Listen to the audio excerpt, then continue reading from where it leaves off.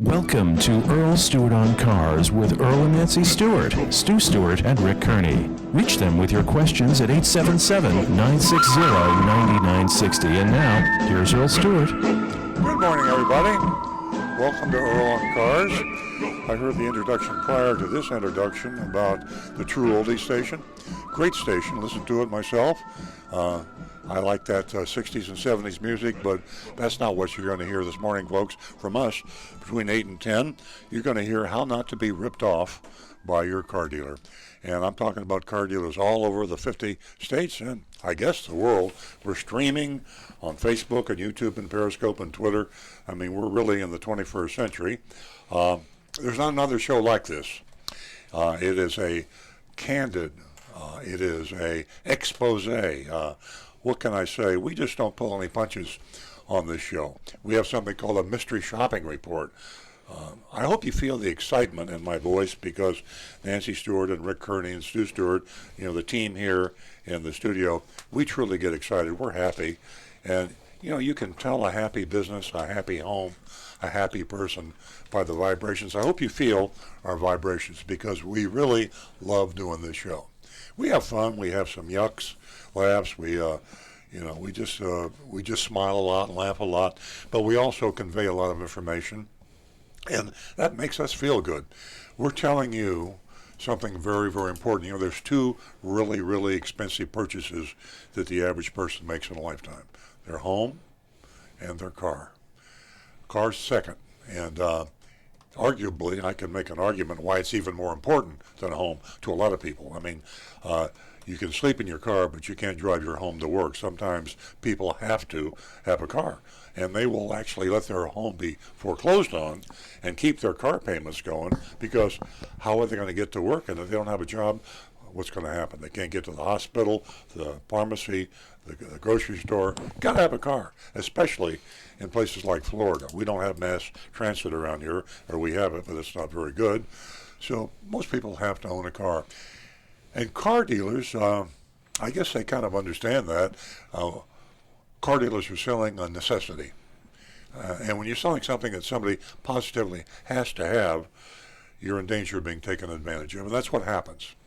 For you regular listeners, my apologies. I say this every week. And by the way, we've been doing this for about 15 years. I always talk about the Gallup annual poll on honesty and ethics in professions. Google this if you haven't looked at it. Gallup, G-A-L-L-U-P, Gallup poll on honesty and ethics in professions. If you'll Google that, you'll see all the major businesses, professions, or whatever you want to call it, that we deal with every day, the most popular. And they've been doing this annual poll on honesty and ethics since 1977. Car dealers at the bottom.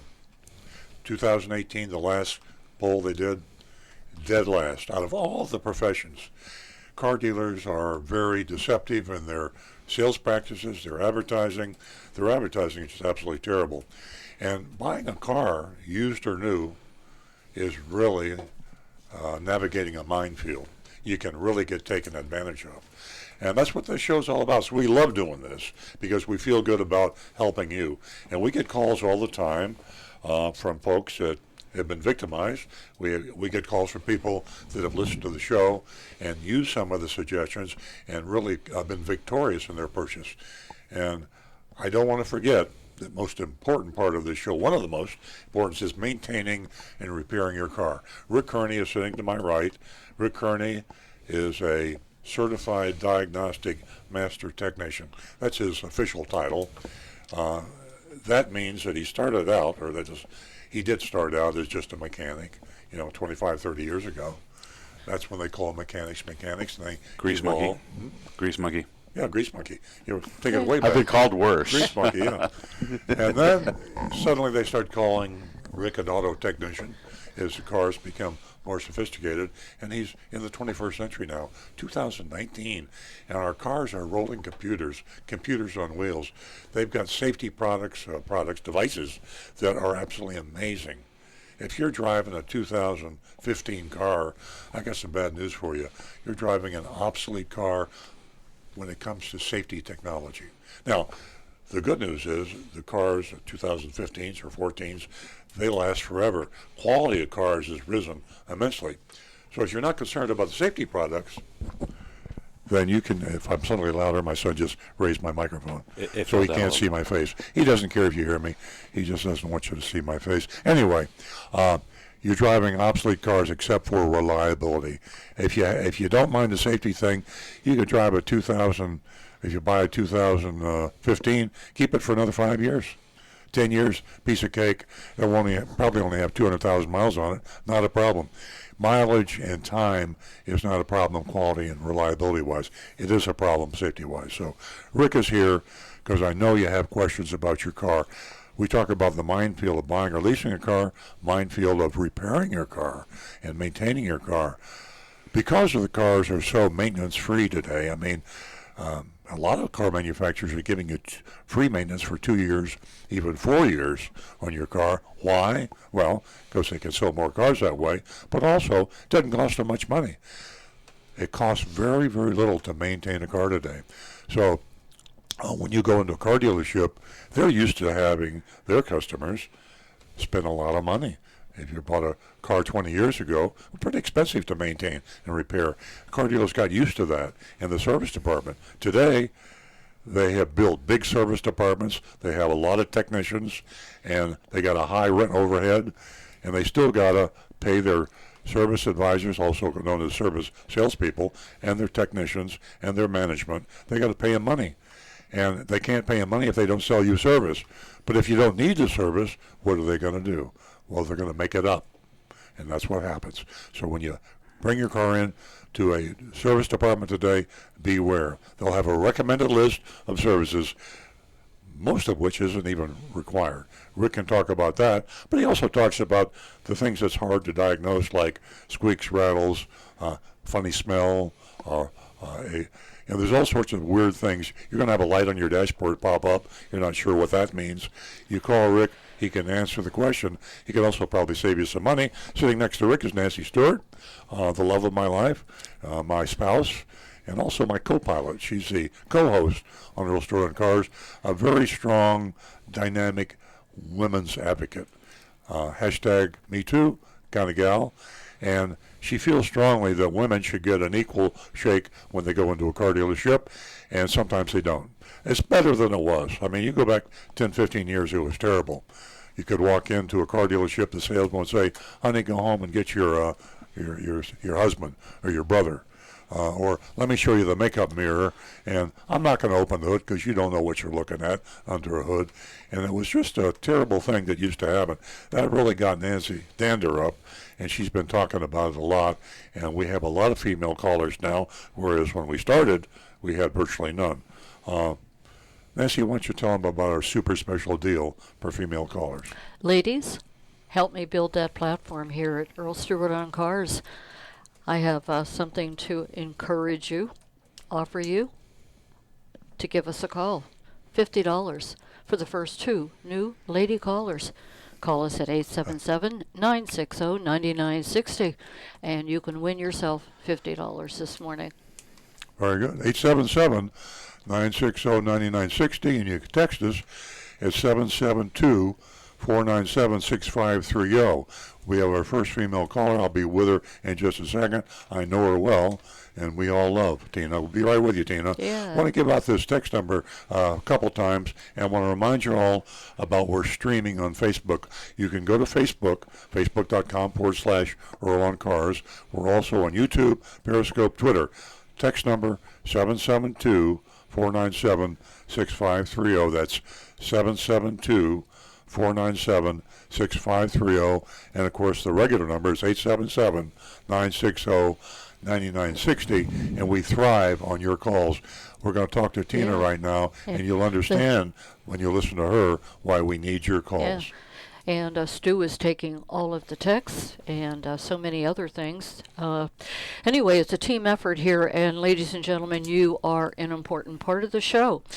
So, again, give us a call at 877-960-9960, and we're going to go to Tina. Boy, I'll tell you what, the lines are lit up. So, good morning, Tina. Oh, good. Looks like we just got pulled over. Good morning, everybody. How you doing? Hello, Tina. Let's enjoy the theme song for a second. Yeah, nobody can understand the same song, so we're going to We'll explain it. Yeah, no, we'll explain it. Yeah. It's Tina's favorite song, The devil folks. went down to Georgia. He was That's looking right. for a soul to save. We'll just play that part next That's time. the first time. Yeah, that's the first time I heard it. Because I couldn't hear it all the other times. Morning, So Tina. good morning, Tina. Oh my goodness, thank you so much for that. I appreciate it. Wow. Big automotive news this week in the state of Florida. Governor DeSantis signed a bill allowing autonomous vehicles. Yes, There's he did. quite a few rules and restrictions, but we have officially entered the 21st century in Florida. Wow. Exciting time. Tina, do you remember what some of those rules were? Do they? I suppose one of the rule is they have to always have a human in the car when the car's on the road.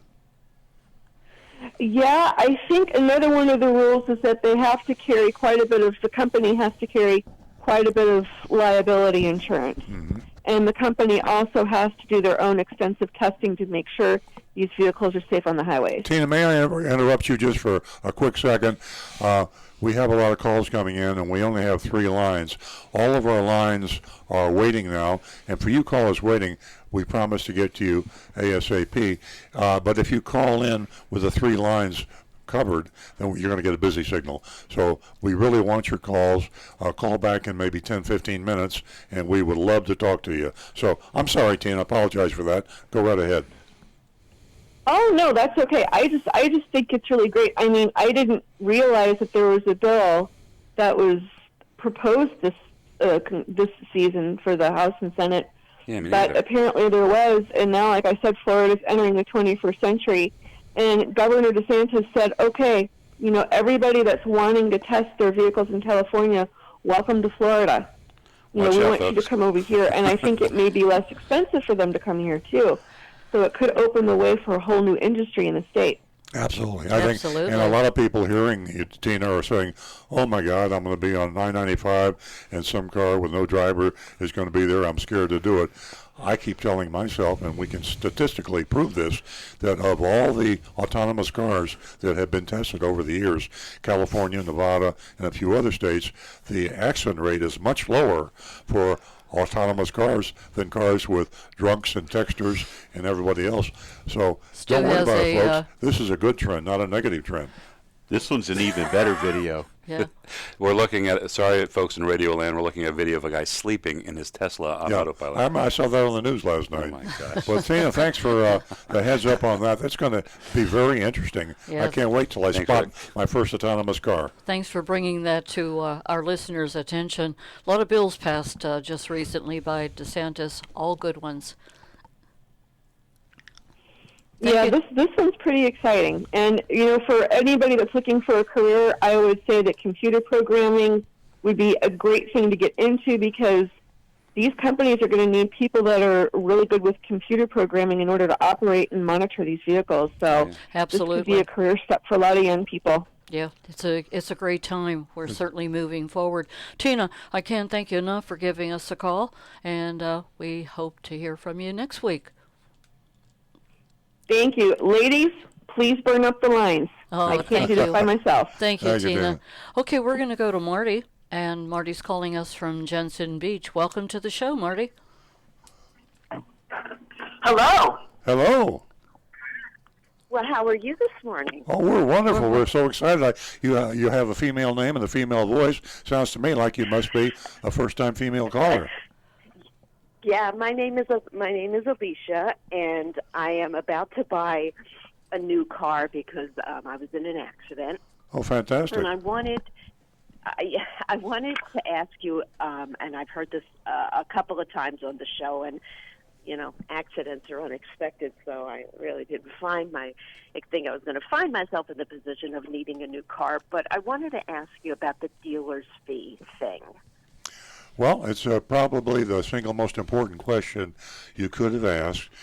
Dealer fees are simply hidden fees, and the dealer fee is actually a confusing name. It's become kind of a generic thing. The dealer fees are actually hidden fees. They go by many, many different names. Oddly enough, and counterintuitively, most of them aren't even called dealer fees. They're called electronic filing fees, administration fees, dealer services fee, e-filing fee, notary fee, doc fee. I could go on and on. There's got to be 30 different fees. do me a favor. Go back and name some of those main ones. Electronic filing fee. Yes, electronic filing fee, e-filing fee, notary fee, doc fee, Private tag agency fee. private tag agency fee, their CVR fee on our mystery shopping report. a new one. CVR fee was a new one. There's even an advertising fee. There are so many fees today that you can just really get confused and just caught up. Alicia, here's the test, because there's no way we could alert you of all the names, because a name Sure. can be made up today or tomorrow or the next day. Florida is a terrible state in regulating and taking care of car buyers. They allow a car dealer to call a hidden fee anything they want. They could call it Alicia, the Alicia fee. They could call it the banana fee. And what they tend to do is they try to pick out names that sound official, like government fees, and that's something like electronic filing fee or tag agency fee. The acid test of it's legitimate or not is a dealer charging sales tax on it. If they charge sales tax on it, and they have to if it's not a government fee, that's the identifying factor. So when you're looking at a vehicle buyer's order and you're looking at when they're writing up the deal, you can look at the list of fees they have on there, and you'll see which fees they assess Florida sales tax on, 6%. If they assess it on a fee that sounds really official, it's not a fee. It's profit to the dealer. Okay. And it should not be above the sales tax line. It should be below it. Exactly. Correct? Bingo. Yeah. And Okay, Alicia, so I picked a car, and I found a dealership and picked a car, and I asked them if they charge a dealer's fee, and they said they do. They charge a $6.99 dealer's fee. Well, sometimes they charge multiple fees, and sometimes they will say, here's our dealer fee, we charge that. Meanwhile, there'll be 2 or 3 other fees that they don't tell you about. In fact, that's common. We mystery shop a different dealer every week, and almost every dealer has several hidden fees. I hate to call it dealer fee because the dealers will actually advertise no dealer fee. And what that means is we don't charge a hidden fee called a dealer fee. We charge a lot of hidden fees, but we call them something else. So the name dealer fee has become infamous, and therefore it's almost never called a dealer fee. When they first started years and years ago, they did call them dealer fees, but now they don't. And you just have to use the acid test. When you're shopping for a car, you should just say, I want your out-the-door price. If you have some hidden fees, put them in there. But I want an out-the-door price, and I'm going to shop and compare that price with your competition. That way they will adjust the overall price to accommodate what they feel like they must include in the way of hidden fees. Okay. Okay. All right. Very Okay, good. Alicia, That's, I have some information for you. You know, purchasing a new car should be stress-free. It's pretty easy, pretty simple. But for you, you can go to www.outthedoorpriceaffidavit.com, and there you will find an affidavit that I put together to ensure that you get the out-the-door price, and you get that car dealer, that car salesman to sign that, and if they won't sign it, walk away. Good luck with your new car purchase, and stay on the line and give Rudy your information, and I'll get you out a check. $50. okay. Great. Thank you. Oh, thank you. You're welcome. Awesome. Okay, we're going to go to Eric, who's calling us from Stewart. Good morning, Eric. Hey, Eric, you still there with us? Hey. Hey, Yep. Good morning. how can we help Good you? morning. Good morning. Good morning. We love the show and love the station. And my wife and I were just listening on the way down, and it's serendipitous that we heard you talking about car dealerships, because our Volkswagen's been in the Schumacher Volkswagen in North Palm Beach there for over a month. Wow. And it's been a long, long haul, and they said it was a rear main seal leaking, and they weren't sure, and we went back and forth. But long story short, they've had the car for a month now, and they just cannot seem to get back around to working on my car. The transmission is still out of the car. Wow. I called them. I've spoken to not only the service manager is who I'm dealing with, but I'm also in Volkswagen customer service. And for some reason, they just are not putting an effort into putting my car back together.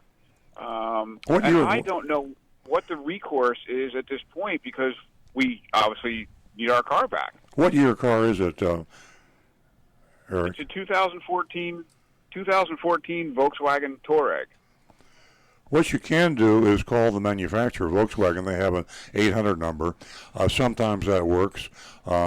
You want to take it to the top. I don't know who you're dealing with at Schumacher Volkswagen. If you're talking, you should at least be talking to the service manager himself. There's only one service manager.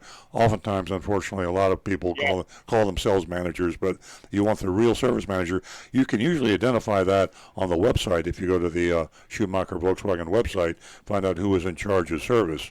Who have you been dealing with? Oh, I've been dealing with the actual service manager down there, Bardell, and then beyond that, there's a Volkswagen customer service, which is an 800 number. Mm-hmm. They used to call it Volkswagen America, but it's customer care now. And what they do is they call me and they say, well, we're going to get an update from the dealership, and we'll get back to you when we get an update from the dealership. And then I get an email that says we haven't heard from the dealership. And it's just been a long – I just cannot get their plan of action. Mm-hmm. And I would love to just go down there and meet with them because I've been a mechanic for many, many years, since the late 70s. So I understand exactly what needs to be done to put the car back together. Mm-hmm. But what I don't understand is the practice of them not working on the car. Do you have a loaner, Eric? Have they given you something to drive? Yes, they did give us a loaner. Yeah. That which is nice enough. But after 4 weeks, is it going to be 4, 5, 7, 8 weeks? Yeah. This is just there just seems to be no light at the end of the tunnel, and we do not know what to do from this point forward. Like I said, I'd love to sit down and meet with them. I'd love to take maybe another mechanic with me that can go down and meet with them and try to understand why it's physically not working on the car. Put the transmission back into the car. Eric, let me do this for you. I know Chuck Schumacher. I've known him for many years. I have his personal cell number. Text me at 772-497-6530. 497 what, sir? 6530. 497-6530. Area code 772-497-6530. If you text me at that number, I'll give you Chuck Schumacher's personal cell phone number, and he's the owner, of course, and tell him that you're a friend of mine and you listen to the radio show, and we're concerned. If he could personally look into this and expedite the repair, we'd appreciate it. That would be fantastic. I will text you as soon as possible. I'm just going to keep I don't have anything to write that number down. And I guess when I get off the call, if you can put me on a hold with someone so I can just – oh, here we go again. Anyway, I don't want to take up your airtime, but well, thanks for calling. The text number is 772-497-6530. Thank you very much for your time. I appreciate it, and I will definitely text you right away. Thanks for calling, Eric. All righty. Take care. Thank you. Give us a call again, Eric. Our phone number is 877-960-9960. And, folks, we'd love to hear from you. And you can go to youranonymousfeedback.com and voice your opinion on how we can improve the show or any opinion at all. youranonymousfeedback.com. And our phone number again is 877-960-9960. And you can also text us at 772-497-6530. Now back to the recovering car dealer. Okay, I think we're building up some text. Rick, you got a YouTube. We do indeed. As a matter of fact, Guy Larrabee, watching from Ottawa, Canada. Oh, wow, I love it. International. We are international. Isn't that the capital of Canada? Ottawa, I don't think so. Hey, Guy, if you're listening on can you send me a comment? Let me know. Is Ottawa the capital of Canada? It is. Okay. Stu's got his geography better than mine, that's for sure. Rudy's got his finger in the air. He says, love your show. I recently bought a car from a local dealer. I squeezed as hard as I could, got $1,500 off the internet price with no fees of any kind. Did I do okay? So Wow, man, I tell hugs you. work. You get a trophy. If you give me your mailing address, we'll send you a trophy because that hardly ever happens. So if you bear hug the salesperson, you get a better deal. Apparently. No. I think Canada's actually a lot more civilized. It is. We have a university here in Palm Beach County, Northwood University, and we have a large number of It's now Kaiser, by the way. Kaiser, called Kaiser, yeah. But we have a large number of young Canadians of college age that go through their auto dealer marketing course. And at one time I consulted on that to speak to the graduating students. But the Canadian dealers, as general, they're far more civilized. South Florida is Dodge City when it comes to buying a car. I mean, there's a lot of gun smoke. Tombstone. Exactly, Tombstone. So in Canada, it would be a nice squeeze of a hug, and in South Florida, you want to squeeze them by the throat. Yeah, exactly.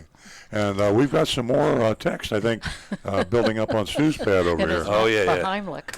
All right, let's get to them. First one, no name on it, just says, when dealers swap new car inventory, does the supplying dealer add a fee for the trade? If so, does the receiving dealer tack on that fee to the customer? That's such a great question. That's almost like an insider question. Dealer trades are what happens in probably a third or more. At our dealership, we probably do close to half dealer trades. And we don't charge a fee, and some dealers do not charge a fee. The interesting thing is that what car dealers like to do is they like to cheat the other dealers by when a car dealer, this gives to show you the moral fabric of the average car dealer, and I have to include myself in there sometimes because I have charged other dealers fees to only in retaliation. But that's what we say when we do something wrong. Wait a minute. And we want to justify it. But anyway. Then we do have a dealer fee, but we only charge dealers. Anyway, good one. When you go in to buy a car, they don't have that particular color. Dealers will go to on the computer and they'll find the dealer in the area. Could be out of state even. They'll find a dealer that has that exact car because there's hundreds of thousands of cars in the region. So they look and they call the dealer and say, I need your blue Honda Civic and I have a white Honda Civic. Can we swap? And that's called a dealer trade. And you pay somebody $50 or $100 or however, depending on how far it is, and they go and pick up the car that you have sold and they drive it back and then you deliver it to the customer. So there is an expense involved, and the dealers will sometimes pass this along to the customer. Most dealers do not pass it along to the customer. But what dealers do is they will charge the other dealer a fee. They will charge the other dealer, say, well, we have stripes and we have this, and they'll put a phony Monroney on the car, and they will say, oh, we have a dealer trade with ABC dealer, and then we'll say, okay, add another $375 for stripes and floor mats and Nitro, everything. They will do the same things to the other dealer that the dealers do to the customers, and of course then the other dealer will pass that along to the customer. So it's a great question because when you do have to buy a car that was swapped from another dealer, of course I almost forgot to mention, be aware there's going to be a lot of mileage on the car. You can have a car come in from Georgia or Alabama to South Florida, and you're looking at maybe 800 miles on a car. Yeah. Mm-hmm. So it's going to add mileage, but you also want to know, are there extra charges because of the swap? Not just from the cost of the person you have to send to get the car, but from extra stuff that the trading dealer has put on the car. Correct. An ethical dealer will tell you up front if there's going to be extra equipment on the car. Yeah. It's not crazy. Let's say they trucked a car in from out of state, and they say, we're going to bring this in from South Carolina, and it's going to be another $600 to transport it here. You can still negotiate that because they're likely making plenty of profit to absorb it. Yeah. Maybe not, but it's definitely negotiable. Yeah, it's also a reason, I hate to expound, but because it's such a common problem, there's also a tendency to not want to dealer trade a car because they want to sell you a car today, they want to deliver the car today, and they'll try to talk you out of it. So like everything else in life, there's good things and bad things about dealer trading. And dealer trading raises its own set of hazards, but it also gets you the exact car it brings up a good point. Dealers are very incentivized internally to sell the oldest cars that they've had in stock because there's a carrying cost to keep those cars there. Mm-hmm. So in a perfect world, they would sell you the oldest car they have in inventory, but that's the one that has the what they call lot rot with dust and flat tires and batteries that haven't been driven a lot. Now, I'm really digressing here, but if you hadn't said that, I have a friend, actually one of my best friends, that bought a car from me a few years ago, and when I delivered the car, there was a rat in the car. I still think it was his rat. And I had to take the car back, and I asked my people at the dealership, where did this car come from with a rat in it? And we got it from Treasure Coast Toyota. It was a dealer trade. We dealer traded. So what I had my dealer trade person do is dealer trade the car with a rat back to Treasure Coast Toyota. Right. Well, we actually got the rat out of the car, but they chewed They through got the rat nest. Exactly. So that's too much digression. 877-960-9960. 877-960-9960. We went off or the you can deep text end. us at 772-497-6530. Let's burn up those lines again, folks. We had them jammed up And for a while. ladies and gentlemen, you never know what the dealers are up to, and negotiate. There is always room to negotiate. It's a very important part of your trade, your new car purchase, your whatever you're doing in that dealership. You never know what they're up to. 877-960-9960, or you can text us at 772-497-6530. And don't forget your anonymous feedback, youranonymousfeedback.com. Okay. Voice your opinion. Getting back to the text. All right, I got a very, very special one here. Steve sent this in. It's a picture from the latest Gallup poll of honest and ethics and professions. And listen to this. Car salespeople have moved up. They're not on the bottom. Members of Congress have replaced car people as the lowest trusted profession in America. Okay. Yay. And then where are car dealers? Well, they're second from the bottom. Next to last. So, There's it's Rudy funny. with his special effects. It's funny. Here's what it tells me. The reason car dealers exist, the reason crooked car dealers exist, is because of crooked politicians, and the two of them are hand in hand, and they are voted hand in hand in honesty and ethics. The politicians are lobbied by the auto associations and the car dealers to not enforce the laws. And we have laws on the books that would actually stop all of this from happening if it were enforced. So, very interesting. Okay, let's move along on the text. we are streaming on YouTube, like we said, and pretty much every social media channel. We have some that are coming on YouTube. This is from Michael, says, wondering, can I buy a new Toyota from a USA dealer if I live in Canada? I've heard some dealers near the border don't sell to Canadians and that some manufacturers don't honor the warranty. I don't know the answer to that. I do know that there are differences in the emission controls. Also, you have to watch the kilometer versus miles issue. Most of the modern cars, I believe, correct me if I'm wrong, Rick, have the automatic conversion on the odometer now, so you could flip back and forth between kilometers and miles per hour. On the speedometer, but the odometer usually stays in whatever it originally was. Is that right? So that's an issue you need to be aware of, and you also need to check on the emission controls. I'm thinking that USA emissions must meet Canadian emissions. I believe they do, because we have bought cars from Canada at my dealership, and we sold them. And the only issue we ran into at that time was the kilometer. Yeah.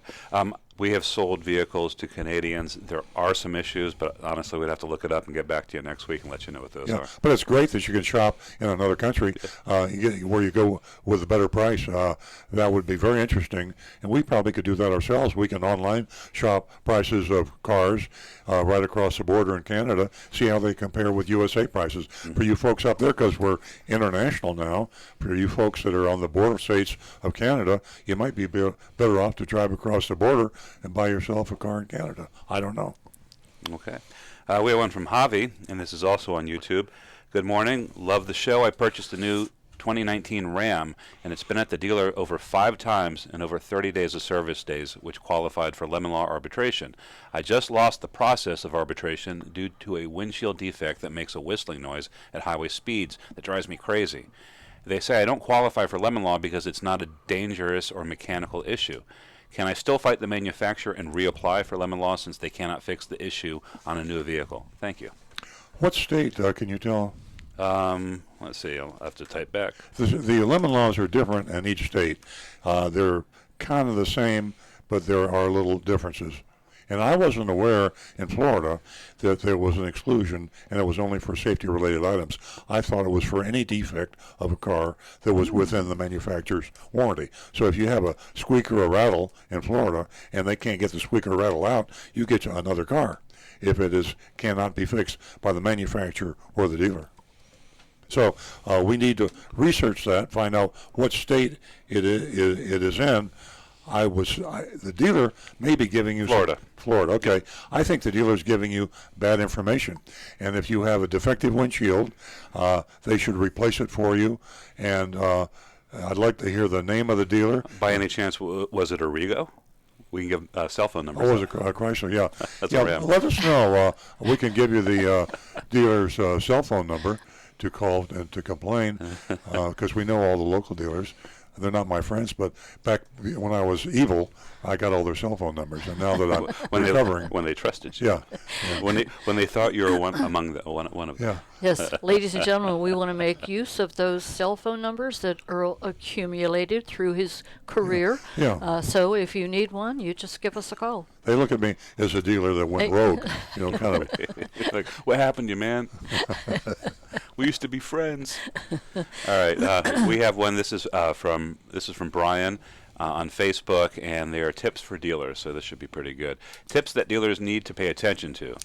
1, no haggle is the way to go. It's a growing trend in the industry. Excuse me 1 second. Sure.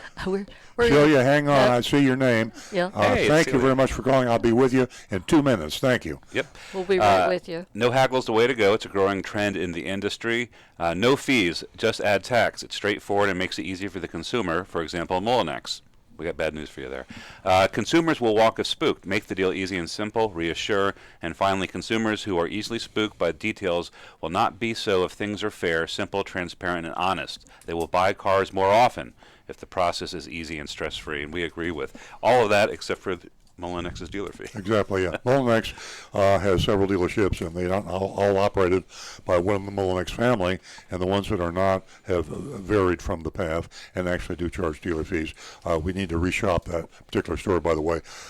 Celia Hood, thank you so much for calling. I really appreciate it. Yes, welcome to the show, Cecilia. Hey, Celia. Hello. Hello. Hi. Good morning. Good morning. Good morning. Good morning. Celia, let me set the stage a little bit before you tell us about your very interesting situation. Celia called me yesterday, and she had an issue. Her cousin actually had an issue with a dealership in Weston, Florida, and wanted some advice because the cousin had been taken advantage of. And I'll let Celia tell you the details of that. And I gave her some information to help her.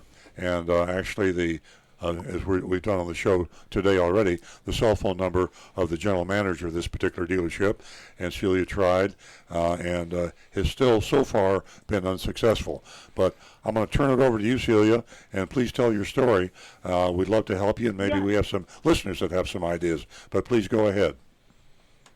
Yes, my cousin was in the market for a car, and it so happened that this Prius that he wanted, the color, the only place that had it was at the Weston of Toyota Weston. Yes. And so he purchased a car, and before he purchased the car, he went over what could he expect interest-wise, and I told him what a fair rate would be, and to my surprise, that the rate was actually slightly below what I said would be a fair rate for him. So we're in the court. We're in agreement with the interest rate, with the term, with the car. Everything was a good experience until he gave me the paperwork, and I inspected the paperwork. I'm a finance manager. I've been doing this for 21 years. Oh.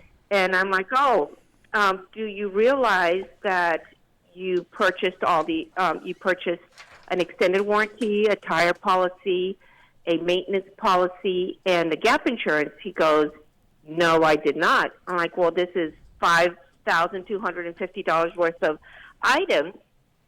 Some of them make sense. He goes, well, they don't make sense to me because it doesn't make sense to me. I don't want to pay for these things. I'm like, okay, no problem. Call the dealership. Tell them that you don't want them. This is within a day. And when he spoke to the finance manager told him he couldn't do that for him, that he couldn't cancel the product. Mm-hmm. And so he called me, goes, oh, it's too late. I can't cancel because I already signed the contract. And like, no, wait a minute. Although some of these things are very good for you, and I do recommend them, if you don't want them, you are allowed to change your mind. You don't have to. If you thought about it and it wasn't to your advantage, or you don't think it's going to work for you, you are allowed to cancel these products. And we did the calculations, and his payment would go from $650 to $550. He goes, that would be so much more affordable for me to pay $100 less. Mm-hmm. And so I'm like, don't worry. I'll call the dealership, and I will explain the situation, that maybe there was a miscommunication. We're not making any accusations. We're not saying they did it in bad faith, just that he doesn't want them, and it's a simple solution. Just recontract, have them eliminated, and lower his payments without these items. Mm-hmm. We called and called and called. Nobody would answer. Nobody would call us back. And finally, the finance director calls me back and tells me, listen, this is not my job. I don't do these things. And the deal's been funded, and so sorry for your luck, but there's nothing we can do. They said the deal's been funded, and it's only been 2 days since before you called, right? It was 2 days has transpired. The first day when he called and said that he didn't want it, but they said that was nothing to be done. So once he told me this, I'm like, don't worry, I'll handle it for you. I'll give a call. In my career, if somebody changes their mind and they no longer want something, it's a no-brainer. You just, by all means, just come on in. We'll take it out, and you go about your business. It's not like he was trying to return the car, or he had cold feet, or buyer's remorse. He loved the car, and this has actually just made it a happy occasion of getting the car of his dreams has turned into a nightmare. Sure. So I'm like, surely there has to be somebody we can talk to. And that's when I called you, because I tried going through corporate, but I don't know anybody, and the only way you can go through corporate is you have to have a name. So that's what I was kind of looking for. When you suggested, give the general manager a call, which I tried numerous times, but he wouldn't return my phone calls. Mm-hmm. I was able to get his cell phone and called him, and to my dismay, he was in total agreement with what his finance manager, finance director said. They're like, he's like, under no circumstances will we recontract. And he treated me like very extremely rude. Sure. And nothing that I would expect from a general manager. My experience in the car business, the general manager is the captain of the ship, and he's the one that determines where the deal is going to go. And if something is wrong, he's a person to make it right. Exactly. And for him to not do this, and not only that, treat me in a very condescending way and say that there's nothing that can be done, when I know it can be recontract.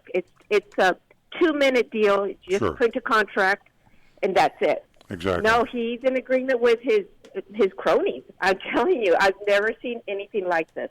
Well, Celia, I really admire your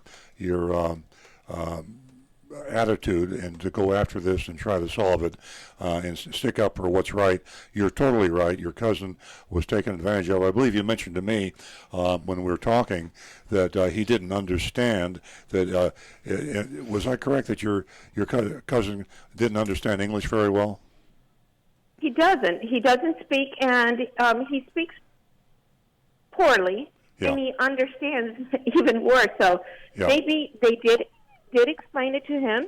We're not denying that, but he said, I never agreed to it. Never agreed to it, They took advantage. He said, I listened to him. He was explaining these things, but I never said yes. Yes.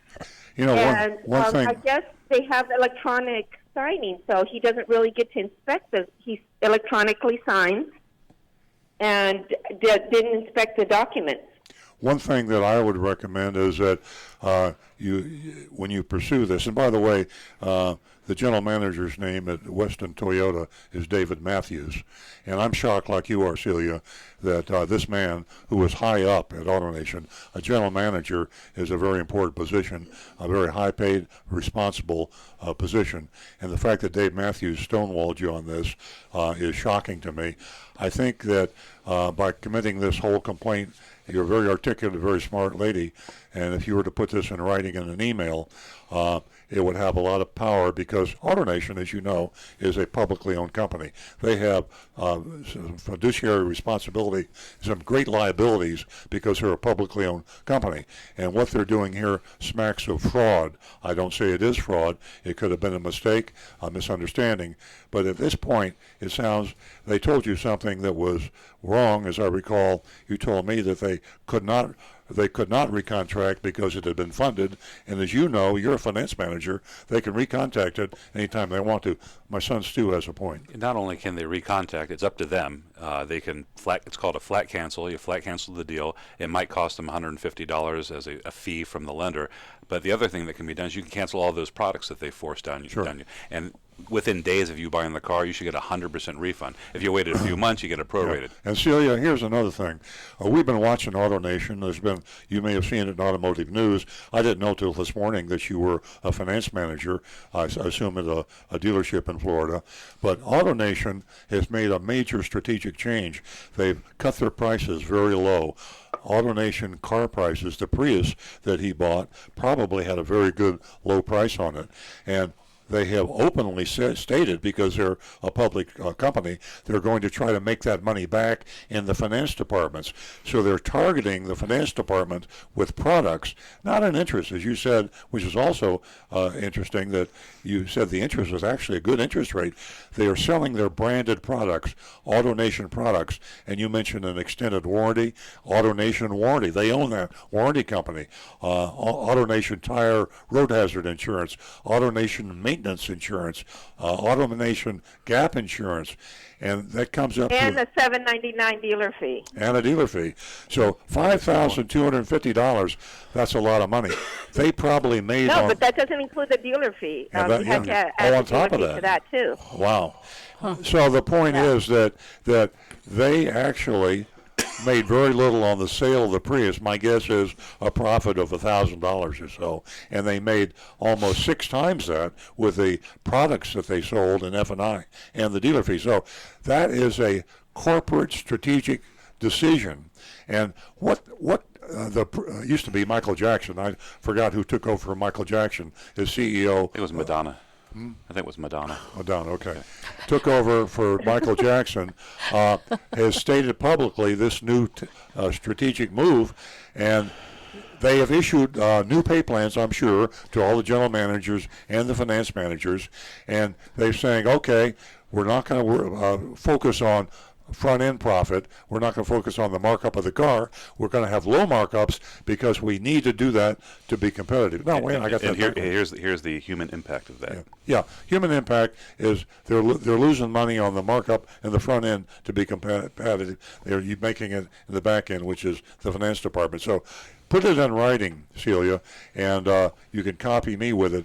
Try to get a copy of that to the CEO of AutoNation. If my son will Google that, we'll get you his name, and you can probably even get his email address. But I think if you push this, you can actually get this situation handled. Yes, and like I said, normally the buck stops with the general manager. You think if you make a request, and it's a reasonable request. Exactly. We're not asking for a discount on the car. We're not asking for any trouble. It's just quick and simple. Just please remove the products and recontract, because he could really use making $100 less in payment, which is, in somebody that is a hardworking person and counts the pennies, $100 is a lot of money. That could pay for his insurance. Sure. And for them to just flat out not even apologize, on the contrary, treat me like some crazy lady that I don't know what I'm talking about. Celia, this is going to be a crusade for you and me, And the CEO of AutoNation coming in is Carl, C-A-R-L, Liebert, L-I-E-B-E-R-T. And possibly the outgoing Michael Jackson is the former CEO. He may still be. But Carl Liebert is coming in. Email Carl Liebert and Michael Jackson, copy me, and we'll keep on this thing because it fits in. It's almost like a conspiracy, and I think it's probably happening in AutoNation stores all over the country. This is the largest retailer of cars in the USA, AutoNation, and for them to target the finance department to make their money and keep the prices low, they're losing money selling cars, so they have to make money back by raping the customers in the finance department. And $5,250 in finance products plus a $900+ dealer fee is outrageous. And you and I will team together and we'll get this thing fixed and your cousin reimbursed. Thank you so much, Mr. Stewart. You have been so helpful in this matter, and I really appreciate it. Okay, let's keep in touch. We'll continue. We'll stay in touch. We will. Celia, I just want to so thank much. you for letting your voice be heard. And it's amazing women like you that has really changed what goes on in these dealerships. Again, thank you. Okay, Howard, we see you holding there. It's just wrong, so we can't let this happen. That's right. That's right. Thank you, Celia. And she's a first-time female caller, so she gets $50. So, are you still there, Celia? Yeah, stay on the line, and we'll get your contact. I have your contact information. We're going to send you $50 because you're a I'll new send you female caller. $50 as a first female caller. And again, thank you. Thank you so much for sharing this story with us. We're going to get the job done with your leadership. Yeah. Okay, Howard's holding. Rick has a comment, and now we need to get rolling again. Rick? Real fast, you mentioned conspiracy. I almost wonder if part of that conspiracy is not only targeting the customer in the finance, but targeting those that don't speak perfect English. Absolutely. And may not understand because of that language barrier. Absolutely. It's required as a Florida law and probably a federal law that says if you are not competent in English, there has to be a contract offered to you in your native language. And I believe that probably was never done. We have Howard holding. Morning, Howard. Yeah, good morning, and a happy Father's Day to all of you. Thank you. Concerning language barriers, I know in your dealership you have Creole-speaking agents, you have French-speaking agents, Spanish. Yes. Any other languages, by the way? We wish we had Portuguese. Creole, French, We're working Spanish. on that. Yeah. We're trying to expand. I think that there's a big Portuguese population here. We've encountered a number of issues by not having a Portuguese native speaking person. In fact, we're actually thinking about forming a Brazilian sales team, and we'd like to any of you folks out there that are Portuguese speaking. Bom dia. That would like to get into the automobile business, we'd love to hear from you. But that's a different subject. But you're absolutely right, Howard. Native-speaking salespeople is very important in South Florida. Yeah, I was a language professor in New York, so I know a lot about the Romance languages. I know a Portuguese person could probably understand 80% of Spanish, but a Spanish-speaking person will get zip out of Portuguese. So, I know that as a fact. Here's my question for Rick. I always ask these questions, and, they're way out of the line maybe. What happened to the PCV valve in cars? Are they still around, or is there maintenance on them? They are still PCV valves in the cars. Tell us what a PCV valve is, because 99% of the audience has no idea. A PCV valve is positive crankcase ventilation. Of course. And I knew that. Basically, what it does is I knew that. The fumes inside the engine from the oil vapors, gasoline, everything that's building up down in the crankcase of the engine. This actually has a ventilation system that draws those fumes out and puts them back into the airflow of the engine so that they can go into the combustion chambers and actually be burned along with the air and gasoline. Does that answer your question, Howard? Yeah, but why aren't they changed? Well, why is there no maintenance? No place in the manual that says change a PCV valve. And if that's the case, when should it be changed? that's actually a part that they have by way of technology.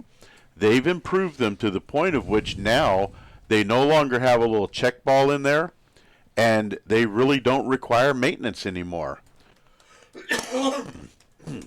They are almost a lifetime part, and the only time you should have an issue is if it begins to plug up and the computer would detect it and actually kick a trouble code for it. So it's become a no maintenance item. You only replace it if it goes bad. Howard, it's hard for old guys like you and me to get used to the fact that cars are so much better today than they were 40, 50 years ago. Unbelievable. The cars just last forever now. Yeah. Okay, now since I got Rick on the line, I'd like to talk to you about brake jobs. Question number one. If you're doing a brake job, let's say on a Toyota, should you use Toyota pads or is it good to use Wagner pads? I know they're both ceramic. What do you think about that? I have no problem with Wagner. I think Wagner makes a very good quality product. There are also other companies out there that make very good, high-quality brake pads. I do recommend stay away from what are known as semi-metallic pads, because semi-metallic pads, although they have slight advantages in less noise, they actually can cause more wear on the brake rotor itself, and pads are relatively inexpensive compared to the brake rotor. Yeah, and do you have to replace the, and when you do the pads, do you have to replace the rotors, or can you cut them, or can you leave them alone? What is the consensus on that? As long as the rotor is still thick enough, we recommend resurfacing or grinding the rotor to get a good smooth surface, take out any pulsation, and make a fresh surface for the new pads to ride on. And once those rotors actually begin to get too thin, then we'll recommend replacement. But on modern cars and with the modern technology, rotors, I figure 200, 300,000 miles, maybe you might have to think about replacing them. Howard, what's a language professor being so versed in mechanics? I mean, did you do that as a sideline when you were teaching German? No, I didn't teach German. I know I could speak German, but I taught Romance language. Romance. French, Spanish, and Italian. Wow, you're very diverse. My sideline was I taught 3 jobs. I taught high school, university, and night school. Wow. I did that for about 10 years, and then I got burnt out, and I went back to one job. Wow. And then I retired at the age 55, and I went to Florida, where I met you when you were before you were recovered. When you were selling, I think you were selling Plymouths? Pontiacs, No. Mazdas. Pontiacs, that's Pontiacs, right. Yeah, you knew me when did I ever take advantage of you when I was evil? Never. Of course you did. Sorry, I'm Howard. very knowledgeable about cars. My MOS in the Army they put me in the Army. I'm a college guy. Uh-huh. They put me in the motor pool.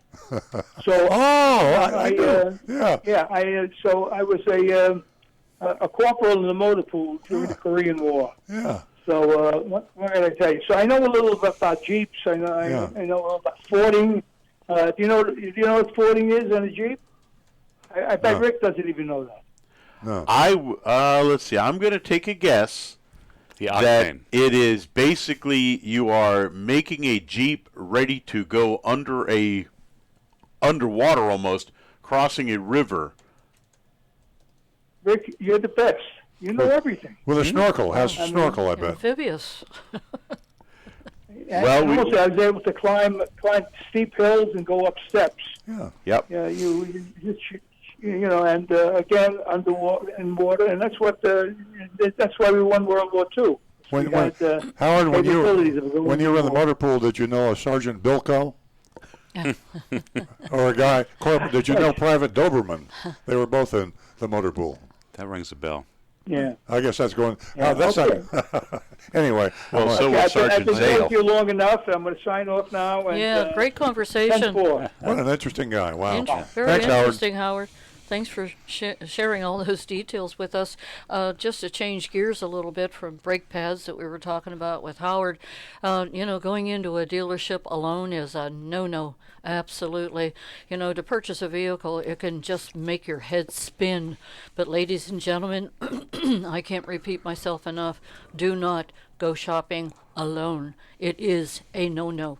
We have a mystery shopping report coming up shortly, and it is from Roger Dean Chevrolet, and you can rate that you can rate that mystery shopping report, and you can go to the text number 772-497-6530, and you can help us out and rate the mystery shopping report from Roger Dean Chevrolet. Rick, did you have something? I was just going to mention maybe we ought to get Howard together with our old buddy No Hill Mike. Oh, yeah. They'd spend days talking old Army vehicles. Okay, we got the text backing up, and they're coming in as we speak. Yes. Yep. All right, let me get to them. Okay, this is from Robbie, who's a regular texter, and she's referring to Celia's call. She says, why can't AutoNation just deduct the fees from the balance of the contract? Then they don't have to rewrite it, Robbie and Stewart. And I could probably answer that question. Okay. There's two entities that Celia or her cousin is dealing with. One is the dealership, and the other is the lender. And I'm assuming it's Southeast Toyota Finance because she mentioned a really good interest rate on a Prius, and they have special rates. So once that contract is signed, that contract is now between Southeast Toyota Finance and Celia's cousin. So any changes on that contract would have to be agreed upon by both AutoNation and Celia's cousin. So they can make the appeal to Southeast Toyota Finance, but they still need to get AutoNation on board with that call. And if they deducted it from the total amount of the contract, the monthly payment will remain the same. Right, just pay it off sooner. And if you listen to Celia's words, it was $100 per month difference. Yeah. Her cousin is going to be hard-pressed to be able to make the payment, so they really need to be recontracted. That's right. Okay, we got another text. Yes, we do. Hi, Earl. This is Ann. I know you and Nancy love Consumer Reports. Did you see that Consumer Reports loves the new Toyota Supra? They haven't completed formal testing, so it's not the official recommendation, but the article states that what they've seen so far is very good. My husband is very, very excited. He drove a Supra in the early 1990s. I didn't know that, and I'm glad that Consumer Reports did test drive the car. I saw some pictures of it. They showed them to our salespeople. Yeah. In fact, we got all excited because we thought we'd actually got one in the dealership. Just a heads up to all you folks out there that are thinking about buying the new Supra or any new low supply, high demand car. Corvettes are a good example. We talked about that last week with John from Palm City. Corvettes can cost a lot of money. So when you're shopping around for a low supply, high demand car like Corvettes and Supras, bear in mind that the car dealers will probably try to mark it up to you over the MSRP. And if they do that, it can get real expensive. $10,000, $15,000, $20,000, even $20,000 markup. There's some people that feel like they have to have the first new model on the block. By the way, the first new Supra went through auction, and a local person by the name John Staluppi bought that new Supra that went through auction for $2 million. Yeah, most of that went to charity. It was part of the thing, but yes, he came out of pocket. Yeah, $2.1 million. Yeah, $2.1 million. So there's a fervor and a frenzy, hysteria that goes into buying low supply, high demand products. So be very careful when you're buying a Supra to be sure that you know how much over manufacturer's suggested retail they're going to mark that up. Shop around and then find the dealer that will give you the lowest markup over MSRP and get on his waiting list, get a refundable deposit, and wait a while for the Supra. And you might even find out that 6 months from now you can buy one below MSRP. I'm not so sure that would happen with Supra because they're not going to build very many of them. Stu. I have information that makes this even more perilous for consumers. The first Supra that every dealer will get is a limited edition in a special color that they're never going to make again. So that's going to drive up the demand or the hype even more, which will lead to dealers to charge even more exorbitant markups over. We'll sell ours to John Staluppi. Huh? Maybe for $2.2 million, maybe. Yeah. Hey, John, are you listening? Give me a call. Ladies and gentlemen, don't be taken advantage of by greed. Please Do your homework. Give us a call toll-free at 877-960-9960, or you can text us at 772-497-6530. Remember, you make the show. Rick? And please vote on the Mystery Shopping Report at 772-497-6530. Now, Rick has a question. I've heard an interesting rumor that the new Supra is going to be limited to 7 years and 33,000 cars total for that 7 years for the U.S., I believe. Yeah, I knew it was going to be worldwide will obviously be more, but okay, let's move along to Should another muddy text. the waters. Okay. We have one here. There's no name on it. It says, Earl, what precautions do you take to prevent the spread of infectious diseases that will be transmitted from surfaces inside vehicles being sold? Thousands of hands will operate the steering wheel and shifter knobs in just one vehicle before it is sold. This is a public safety issue. I doubt many dealers do take this seriously. Well, I think just general cleanliness. We don't disinfect the cars. I think thousands of hands is a generous estimate. Yeah, exactly. It's like anything else. I said that. Yeah, you should keep your car clean on the inside. Why Nancy just you should keep your she fessed home up. clean on the inside, and just your customary. There's no extraordinary precautions that are taken with cars, but you're right. They say that your iPhone is actually got more microorganisms and germs than your toilet seat. That's right. however, I would throw one little caution. This is going to be like bagels. This is going to go on for a long time. Hey, we have Rick? It's legit. Do not put hand sanitizer on any surface in your car unless you test it somewhere first, because a high alcohol content in those hand sanitizers can cause damage to some of those materials. Okay. Good point. Good point, Rick. Another text? Yes. Here we go. It's on Facebook. First one is from Steve. It says, all public companies have a shareholder relationship department. I've always had success going through them to get a response from a human. You don't have to be a shareholder to contact them. So that's good information for Celia and her cousin who was dealing with AutoNation. That is a great. If you just tuned in, we had a horrific complaint from a lady that happens to be a finance manager whose cousin bought a car from Weston AutoNation Toyota, and they charged them $5,250 extra products in the finance department without, according to the cousin, disclosing it. And so AutoNation is a public company, and this text is very, very accurate. When you go to the shareholders, in fact, I wouldn't, if you really want to get their attention, buy one share of AutoNation stock, and then you are a shareholder, and you have certain legal rights, and they have to recognize a stockholder in a public company. And you would definitely have your email or your letter or your phone call or whatever you communicated to the shareholders line on the AutoNation website. It would come to a whole new set of eyes that might take this very seriously. Thank you. Okay. Next one comes from from Facebook Live video. This is from Edlin. Good morning. My dealer is forcing me to do a transmission service on my 2018 Honda Accord, which has 34,000 miles on it. What is good mileage to do a transmission service, by the way? It's $360 that they're trying to charge. Please advise. Rick, what is it for Toyota? There is no maintenance interval recommended by the factory for Toyota transmissions. Okay, that's likely the same for Honda, but we don't know for sure. But we can Google it, because whatever is in your owner's manual, you have an owner's manual. If not, you should have one, and you can get one quickly for your 2018 Honda, and look up the recommended service. If it is not a factory recommended transmission service, just say no. Turn around, walk away, and I change Honda dealers. Yep. I would go to a Honda dealer that wasn't trying to take advantage of me.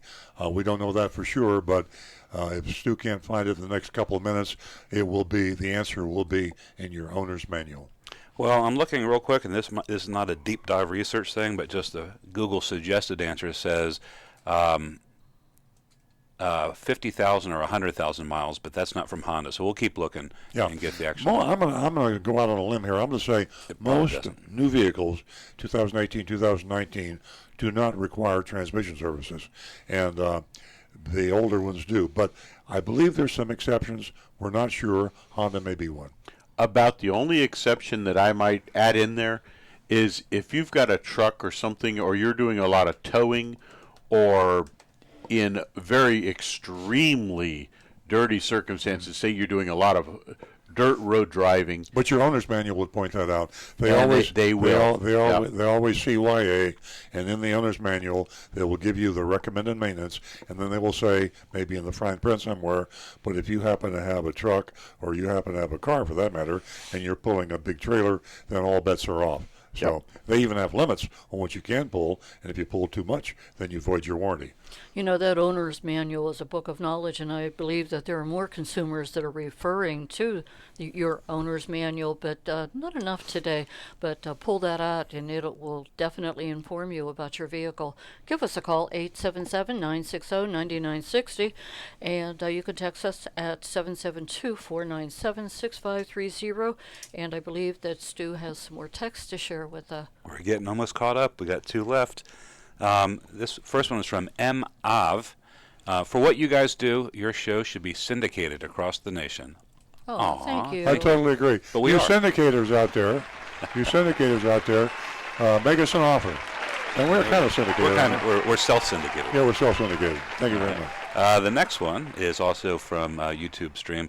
It's from Bruce INPB. Should I buy the 2016 Lexus LX570 with the airbag that cannot be replaced? I think I already know Earl's answer to this. Gosh, I didn't even know you couldn't replace the airbags in a 2016 Lexus. Well, it's probably a Takata that doesn't have a fix yet. But I see. Okay. Yeah. Absolutely. No, if that's what you mean, I thought maybe Lexus had a mental breakdown and decided to build a car without. No, I see what you're saying. Yeah. If you have a Takata airbag issue and they don't have a replacement for it, I wouldn't do it. It's just, the odds against you being killed by a Takata airbag are slim, but it's slim that you're going to get kid crossing the street too. So why not look both ways, and why not cross at the light? And why increase the odds? Don't buy a car with a Takata airbag that doesn't have a replacement. The chances of being struck by lightning are huge, astronomical. Yeah. And yet a fellow up mid-central Florida just got hit by lightning while riding a motorcycle. We're caught up. I read that. Oh. Actually, I've got one other here. Fender just wanted to share another happy story. I bought a 2017 Toyota 4Runner a couple of years ago using the methods from watching you, mainly doing the negotiations via email.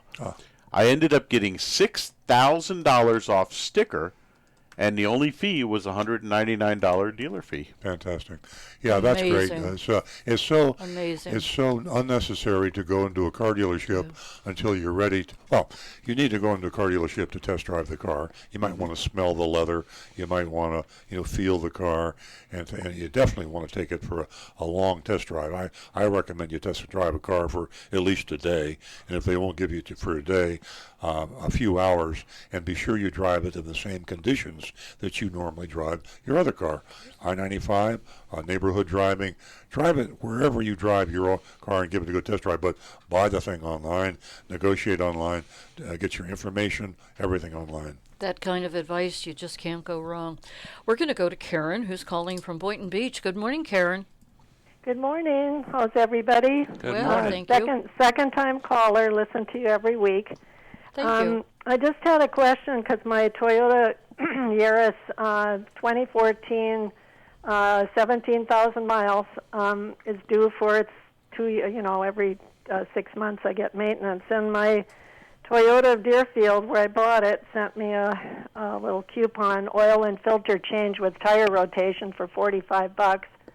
So anyway, I started looking through some of my previous receipts from them, and I also called up Firestone to get a quote on the same thing. Mm-hmm. And one Firestone tells me $28 with a free tire rotation with regular oil, and the other one said with synthetic oil something like $60 plus $20 for the tire rotation. So what my question is, I should have probably looked into this before. Am I supposed to be putting synthetic oil in there or regular conventional oil?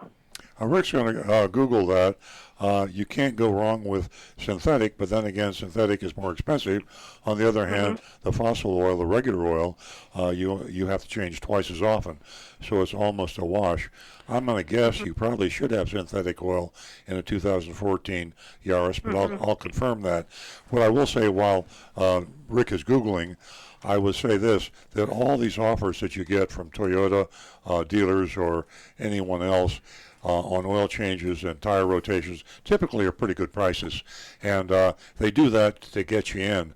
Where you really have to be careful is when they inspect. They'll have a 25-point inspection on your 2014 Yaris, and my guess is they're going to find something far more expensive than the $65 to fix for you. So exactly, be leery of that, and then if they quote you something that needs to be checked, changed, or replaced, or fixed, then go to another dealer and get a second opinion.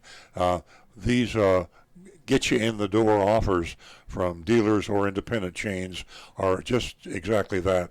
They want to upsell you. That's what they call it in-house. They say, we need to get them in the door so we can upsell them, sell them something that we can make more profit on. And my other thing I noticed going through the bills here from the time I had the initial 48, let's see, it was the initial 2-year free maintenance.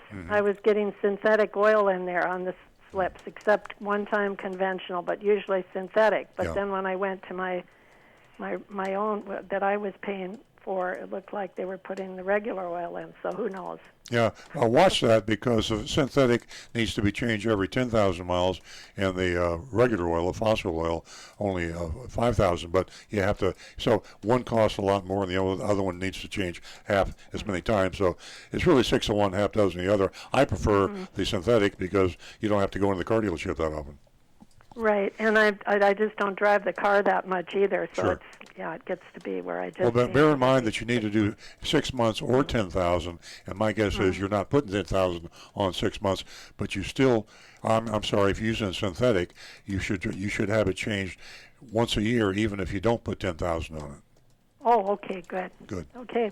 Well, thank you very much, and I appreciate all the information you give us. And Karen, let me add to this that you really have to be careful with the emails that you receive from these dealers and the mailers. They just want to get you in the door. Yeah, Karen, if Rick finds this information on synthetic versus fossil on the 2014 Yaris, we will announce it later in the show if you're still looking. And okay, great. And great. we'll let you know Thank for you. sure. Thank you so much. You're welcome, Have Karen. a good day. Keep in Bye. touch. 877-960-9960, or you can text us at 772-497-6530. It's 5W30 standard motor oil. Standard motor oil. Karen, if you're still tuned in, they recommend that you use standard motor oil 5W30, and that does mean that you should check it every 6 months or 5,000 miles, whichever comes first. If you can use the synthetic, but if you use synthetic, it's more expensive, but you only have to worry about it every 10,000 miles or 1 year. So it's your call. The synthetic actually is a little bit better, but not a whole lot better.